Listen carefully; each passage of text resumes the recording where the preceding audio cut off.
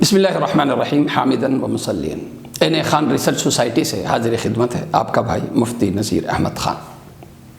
دیکھا جائے تو رمضان کے دو بڑے معمولات، بلکہ آخری عشری کی وجہ سے تین بڑے معمولات،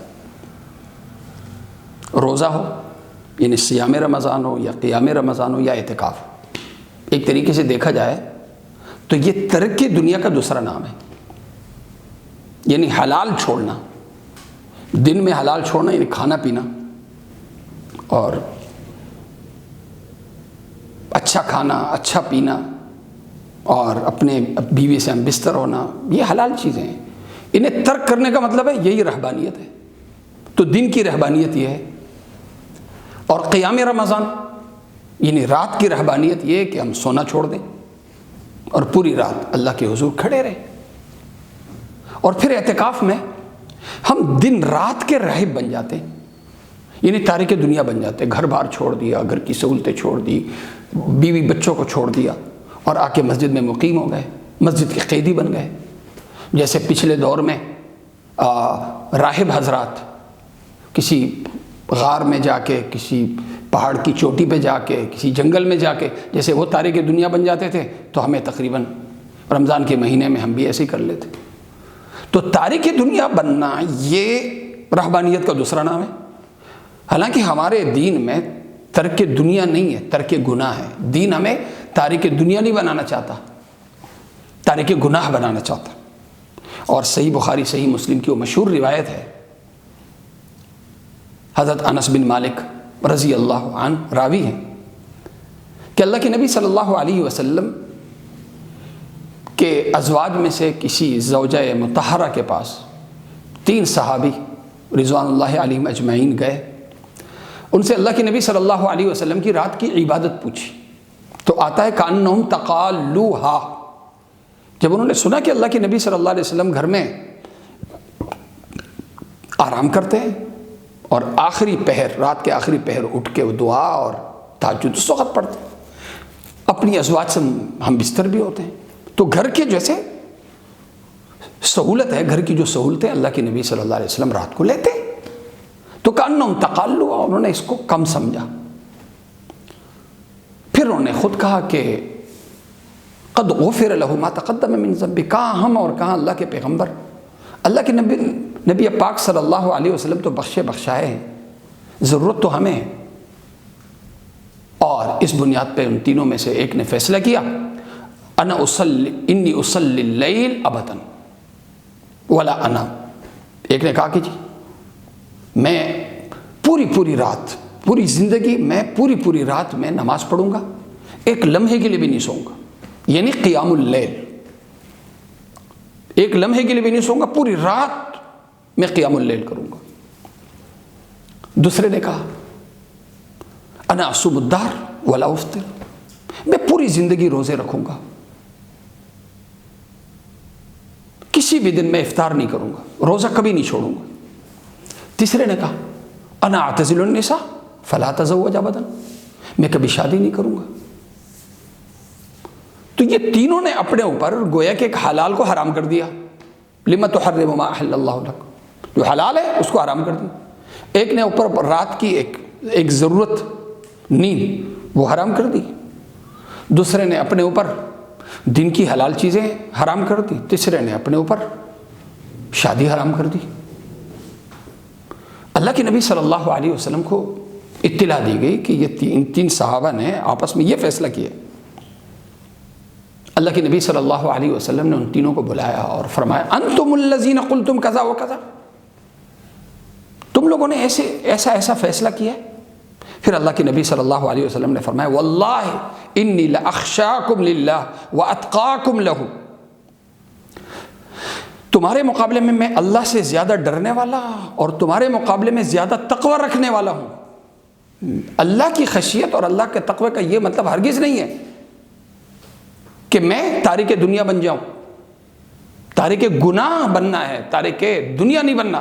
اور پھر اللہ کے نبی صلی اللہ علیہ وسلم نے فرمایا لیکنی اصوم و افطر، میں روزہ بھی رکھتا ہوں اور نہیں بھی رکھتا، واصلی وارقد، میں رات کو سوتا بھی ہوں اور نماز بھی پڑھتا ہوں، واتزوج النساء، اور میں شادی کرتا ہوں۔ پھر فرمایا فمن رغب عن سنتی فلیس منی، میرے اس طریقے سے، میری اس سنت سے جس کی زندگی، جس کا طریقہ ہٹا ہوا ہوگا، اس کا مجھ سے کوئی تعلق نہیں۔ گویا دین جو ہماری تربیت کرتا ہے وہ تربیت ترک گناہ پہ کرتا ہے، ترک دنیا پہ نہیں کرتا۔ تارک دنیا بننا ہمارے ہاں کوئی نیکی نہیں ہے، تارک گناہ بننا یہ ضروری ہے۔ لیکن ہم رمضان میں دیکھتے ہیں، رمضان میں کہ تارک گناہ کی عبادت نہیں ہو رہی، ترک گناہ والی عبادت نہیں ہو رہی، بلکہ ترک دنیا والی عبادت، ترک حلال والی عبادت ہو رہی۔ ظاہر ہے کھانا حلال ہے، پینا حلال ہے، اپنی بیوی سے ہم بستر ہونا حلال ہے، لیکن روزے کا کیا مطلب ہے؟ ان تینوں چیزوں کو ترک کرنا۔ تو ہمیں تارک دنیا بنایا گیا۔ اسی طرح قیام رمضان میں افضل یہ ہے، افضل جو اعلیٰ سنت ہے وہ یہ کہ سحری تک قیام رمضان ہو، یہ سب سے افضل صورت ہے۔ اس میں بھی ہم نے جو ہماری بڑی ضرورت ہے نیند، وہ ہم نے اپنے اوپر وہ چھوڑ دی ہم نے، یہ بھی ترک دنیا ہو گیا۔ اعتکاف اللہ کے نبی صلی اللہ علیہ وسلم نے فرض کی طرح فرمایا، پوری زندگی سنت اعتکاف فرمایا اللہ کے نبی صلی اللہ علیہ وسلم نے۔ اور اعتکاف کیا ہے؟ یہ بھی تارک دنیا بننا ہے۔ آپ اپنے گھر کا بائیکاٹ کر لیتے ہیں، گھر والوں کا بائیکاٹ کر لیتے ہیں، آ کے مسجد میں مقیم ہو جاتے ہیں، تو دن میں بھی ترک دنیا، رات میں بھی ترک دنیا، اور 100% ترک دنیا ہو رہی، دنیا کا ترک ہو رہا ہے۔ یہ جو انتہا ہے، اس انتہا پہ دین ہمیں اس مہینے میں کیوں لے جانا چاہ رہا ہے؟ یہ علاج کے لیے۔ پرہیز اسی کو کہتے ہیں۔ جب کوئی بیمار ہوتا ہے تو اس سے دوائی اس وقت کام کرتی ہے جب دوائی کے ساتھ پرہیز بھی ہو۔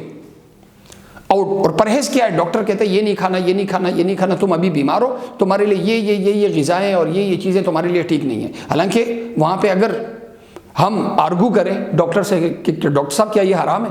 اوکے بھائی حرام نہیں ہے، لیکن تمہارے لیے مفید نہیں ہے کیونکہ تمہارا علاج چل رہا ہے۔ تو جس طرح اس جسمانی علاج میں پرہیز ہے، جسمانی علاج تب ہو سکے گا جب جسمانی علاج اور جسمانی دوائی، جسمانی شفا کے لیے دوائی پرہیز کے ساتھ ہو۔ پرہیز کی پابندی کے ساتھ نہیں ہوگی تو دوائی اثر نہیں کرے گی۔ اسی طرح یہ روح کی اصلاح کے لیے، روح کے علاج کے لیے اللہ نے ہمیں یہ مہینہ دیا ہے۔ تو روح کا علاج یہ تب ہوگا جب پرہیز کے ساتھ ہوگا۔ اور رمضان دیکھا جائے تو نام ہی پرہیز کا ہے، اس میں کرنے کا تقاضا کم، بچنے کا تقاضا زیادہ ہے۔ اب یہ جو پرہیز ہے، اعتکاف کی صورت میں گھر سے پرہیز کریں، دنیا اور دنیا کی سرگرمیوں سے پرہیز کریں، مسجد کے قیدی بن جائے، یہ بھی پرہیز ہے، اس میں نہ کرنے کا تقاضا ہے۔ اسی طرح روزہ ہے دن کا، اس میں نہ کرنے کا تقاضا ہے، یہ نہیں، یہ نہیں، یہ نہیں، یہ چھوڑ دو۔ تو یہ جو ترک دنیا ہے یہ اس لیے ہو رہی ہے تاکہ ہماری تربیت ترک گناہ کی بن جائے۔